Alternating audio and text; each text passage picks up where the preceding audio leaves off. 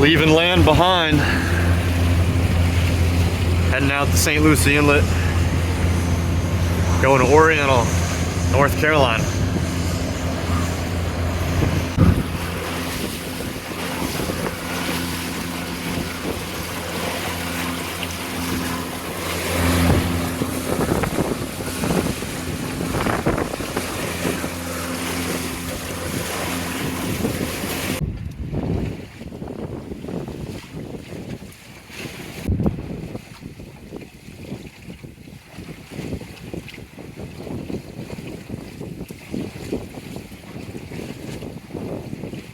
Well, I think I'm gonna go a little bit more offshore than I thought. I need to get to a bachelor party, so I'm gonna use the Gulfstream current to get to Oriental. I told everyone I was gonna stay, really close to shore, but yeah, I think I might straight line it from Florida to Oriental. That brings me, I think, 150 miles offshore, but it's a good weather window, so I'm not worried about it.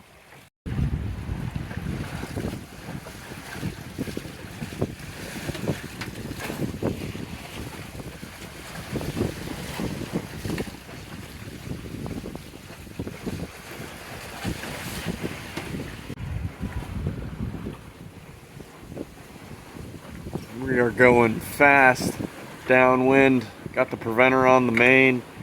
Genoa's not flapping around. It's finally nice. I think we're doing around 6 knots.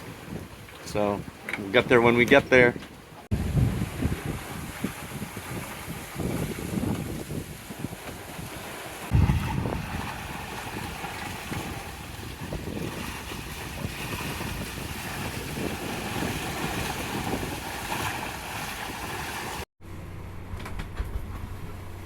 Yeah, so here I am. I'm going. I think I gotta be in the Gulfstream. Plus, I have like this crazy lucky wind, which is literally going in the direction of the Gulfstream. I'm wing on wing right now, and I've seen up to 10 knots. This is the fastest I've ever gone in this sailboat. And the forecast says it's gonna stay this exact wind direction for essentially 12 more hours. So I think I'm gonna get to Oriental a lot quicker than I thought. Yeah, I can't believe it. I'm being cautious though. If anything shifted, I'm ready to take all the sails down and be more safe here. But I mean, just incredible speed. Here's the weather forecast. So 16 knots right now. Looks like it might lightning. Slows down a little bit, but then speeds up 20 knots even, and it's all southwest. So I mean, until we get to 3 p.m. it's same direction, then west, and then this is when it shifts, and I'll have to be on a close reach or something like that.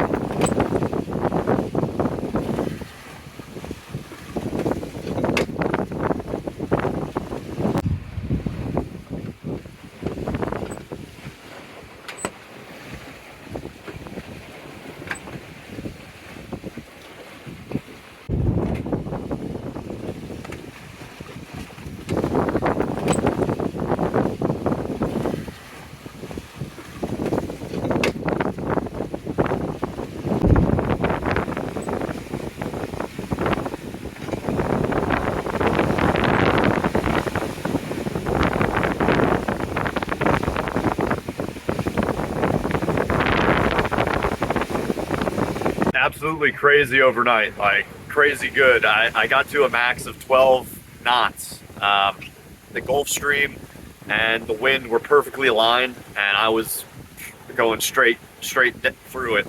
So I was like gliding over the waves. It's the fastest this boat will probably ever go. I can't imagine going faster than 12 knots. That's absolutely insane. The hull speed is like 7. So anyways, yeah, now it is near midday on day 3 or 4 of this passage. and I am heading north now to Wilmington, North Carolina, to avoid being stuck out offshore during the weather that's going to be coming over the next 10 hours or so, and for the next, after it arrives, it's going to be here for like a day or two. Just high northerly, it's like a front, a low pressure front. So that's the only wind so far this trip that have like been against me. So we'll see how it goes. Hopefully it doesn't slow me down too much. I do have that bachelor party to get to.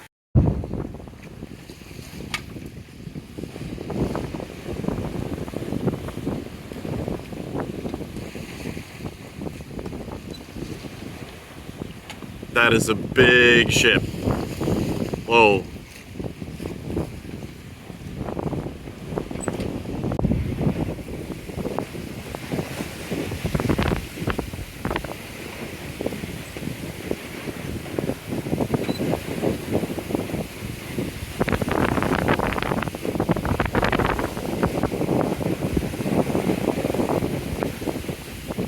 All the white caps.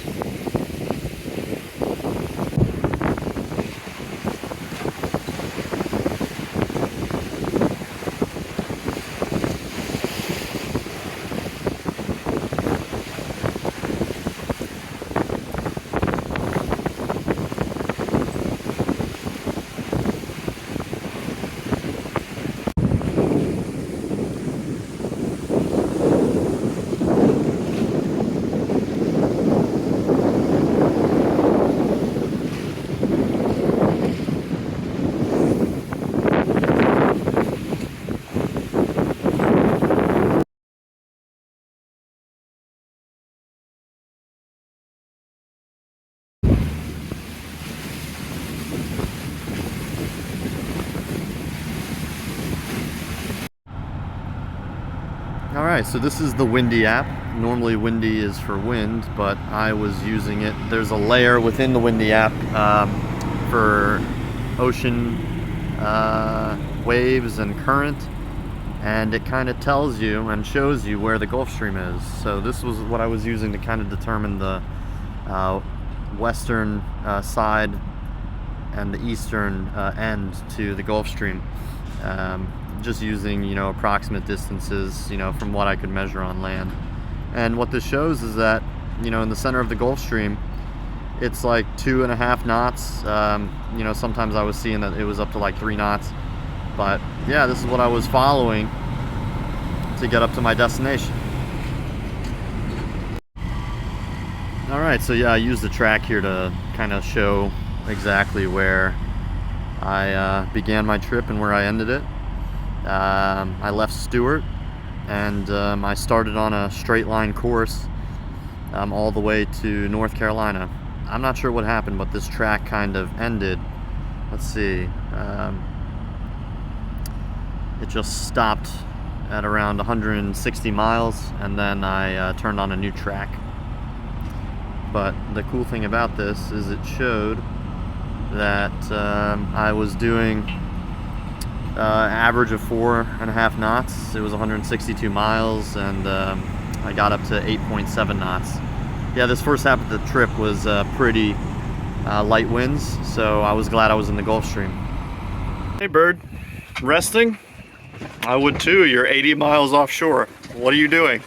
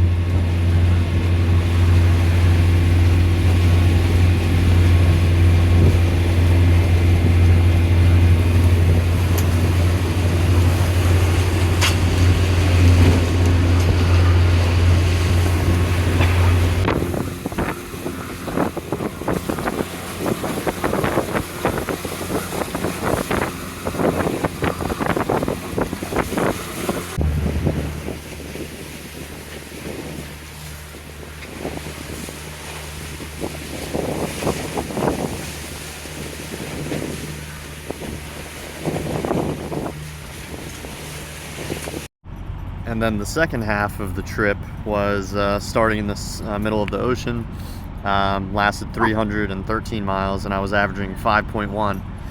This was interesting. So here I am, and continued to follow the Gulfstream. I got to, roughly 2,400 feet of depth. And then, yeah, this is essentially this course right here where I was going northeast. That's when it was overnight, and I was wing on wing, and got up to 12.1 knots. Then the morning happened, and I realized I need to get as far north as I can before the front happens. And then right here is when the front actually occurred, and wind was literally coming from the northeast, and it prevented me from going in any direction that I thought I might be able to, and I literally just had to go downwind, and I tried to keep the wind at a 45 angle to my stern quarter so that I could ride the waves safely.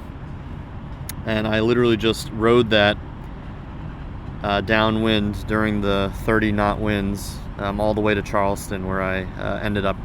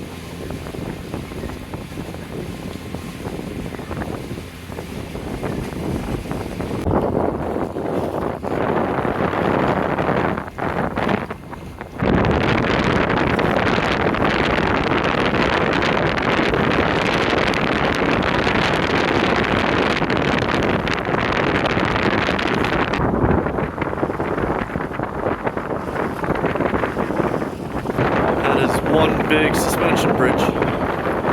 Cool looking too.